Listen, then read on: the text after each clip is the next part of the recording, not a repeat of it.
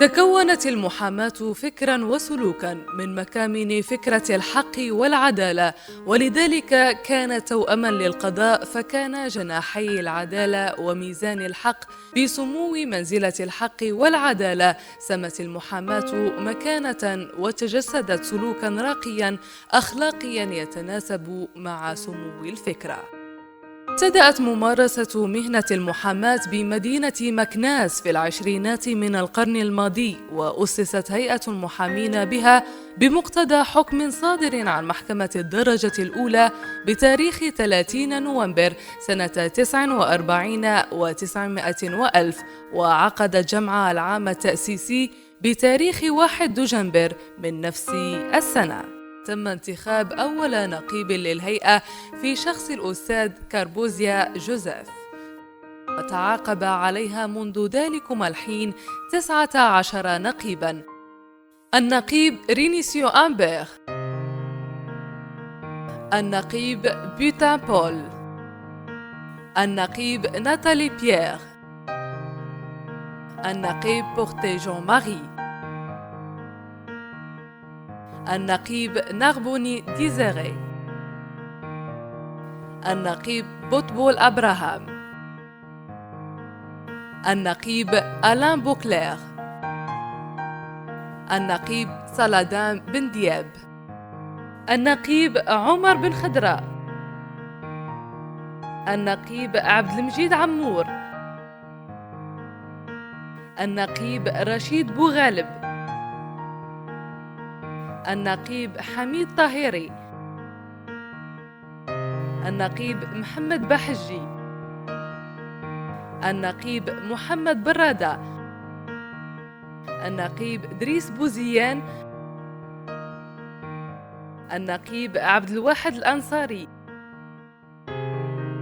النقيب الحبيب بن حليمة،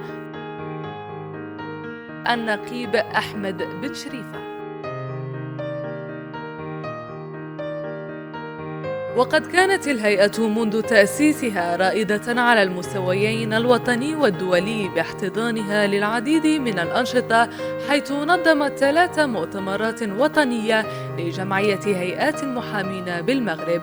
كان أولها المؤتمر الثامن أيام 5 و6 و7 يونيو من العام 1969 على عهد النقيب الأستاذ عمر بن خضراء. المؤتمر 16 أيام 2 و3 و4 نوفمبر من العام 1978 على عهد النقيب حميد الطاهري. المؤتمر 25 أيام 23 24 25 يونيو من العام 2005 على عهد النقيب عبد الواحد الأنصاري النقيب الحالي للهيئة.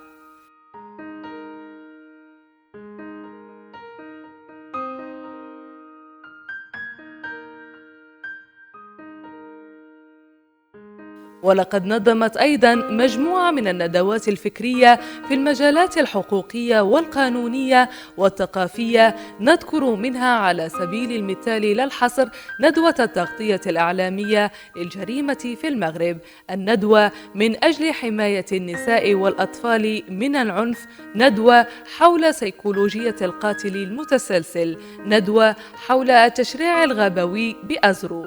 هذا بالإضافة إلى احتضانها العديد من اللقاءات المهنية المرتبطة بأنشطة مكتب جمعية هيئات المحامين بالمغرب، كان آخرها انتخاب أعضاء مكتب الجمعية بتاريخ 14 مارس 2015.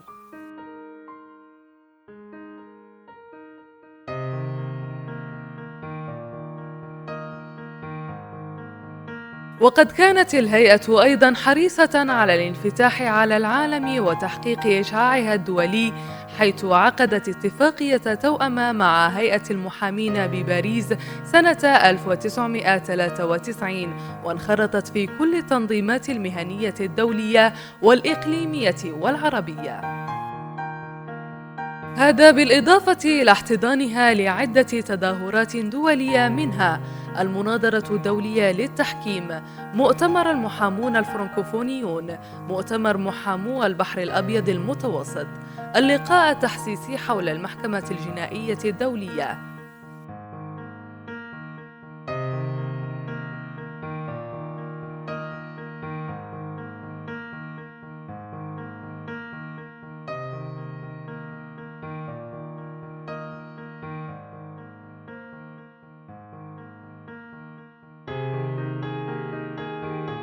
من جهة أخرى، كانت الهيئة دائماً في قلب الحدث الحقوقي والسياسي والوطني، متفاعلة مع كافة القضايا الوطنية والقومية، ولا أدل على ذلك المسيرة المحلية ضد الإرهاب سنة 2003.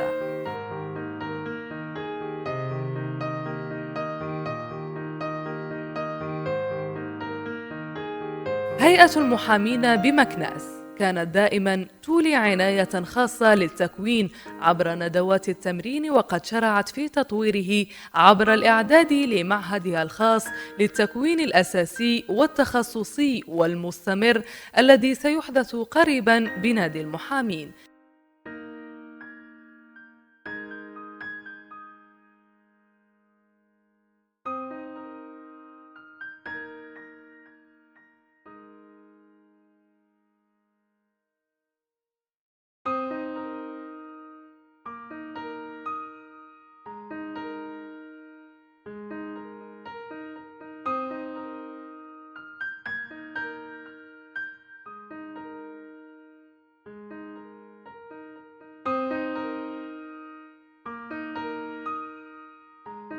كما أنها سعت دوما لتطوير نفسها، وذلك عبر التسلح بمقر عصري ومتطور تم إنجازه في عهد النقيب عبد الواحد الأنصاري، وتنظيم إدارة عصرية للهيئة بطاقم إداري متخصص، مما جعل الهيئة مضرب مثل في هذا المجال.